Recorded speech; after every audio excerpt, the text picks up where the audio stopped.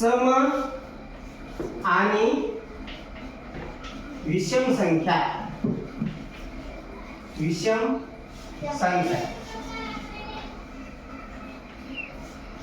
आता समसंख्या कशाला म्हणायचं, विषम संख्या कशाला म्हणायचं? तर समसंख्या कशी ओळखायची? ज्या संख्येला 2 ने पूर्णपणे निशेष भाग जातो, म्हणजे 2 न भागला असता 0 उरते, त्या संख्येला आपण काय म्हणतो? समसंख्या. जसं उदाहरणार्थ इथं समजा 18 ही संख्या आहे, तिला आपण 2 न भागलं, 2 चा पाढा म्हणा 18 येईपर्यंत 2 वर 18, 18 तून 18 गेले, किती उरले? ज्यावेळी 0 उरते त्यावेळेला ती संख्या समसंख्या असते. काय असते? आता दुसरा एखादं उदाहरण घेऊ आपण. इथे घेऊ आपण 26. आता 2 न भाग देऊ. द्या 2 1 ते 6 खाली घेतले, 2 3 6 उरले किती? 0. म्हणजे 26 कशी आहे? समसंख्या आहे. बरोबर आहे? आता विषम संख्या कशी ओळखायची? विषम संख्या जी असते, तर विषम संख्येला 2 न जर आपण भाग दिला तर त्या ठिकाणी 1 बाकी उरते. जसं आपण इथे घेतले 17, 2 चा पाढा म्हणा 17 येईपर्यंत 2 8 16. 92 18 जर म्हणलं तर आपण काय होते ते 17 पेक्षा मोठे होतात, कारण आपण लहान मोठी संख्या शिकलो ना, ठीक आहे ना. मग 2 8 16 उरला 1, म्हणून 17 ही कशी आहे? 17 ही विषम संख्या आहे. बरोबर आहे? पण आता हे झालं 2 अंकी संख्या. तुम्ही 2 ने 2 अंकी संख्येला भाग देता येते तुम्हाला काय अवघड जात नाही.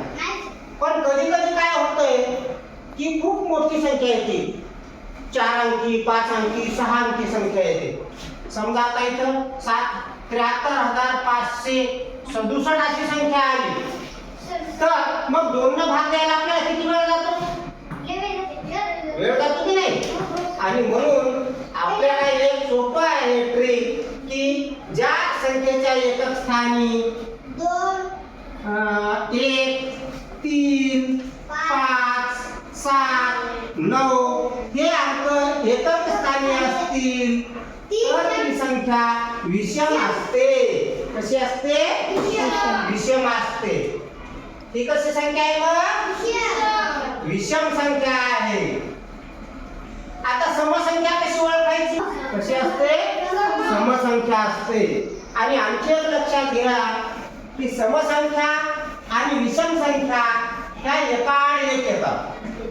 जसं आपण इथं बघू, 1 कशी आहे रे? सम आहे की विषम आहे? हा, विषम आहे. मग 2 कसा आहे? सम आहे. दोन्ही संख्या सम आहे. 3 ही विषम संख्या आहे आणि 4 ही समसंख्या आहे.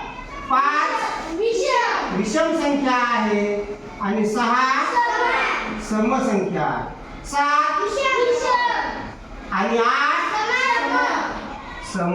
9 आणि 10 6. 10 च्या एकक स्थानी किती आला रे? 0 आला आहे की नाही? आता इथून 10 पासून आपल्या 2 अंकी संख्या सुरू होतात, 9 पर्यंत एक अंकी संख्या होत्या ना. बघा आता सम बघा 2 4 6 8 आणि 0. विषम बघा 1 3 5 7 आणि 9. या 3 ट्रिक तुम्ही लक्षात ठेवल्या तर तुम्हाला सम आणि विषम संख्या ओळखता येतात. लक्षात आलं का? सगळ्यांना समजलं? ठीक आहे.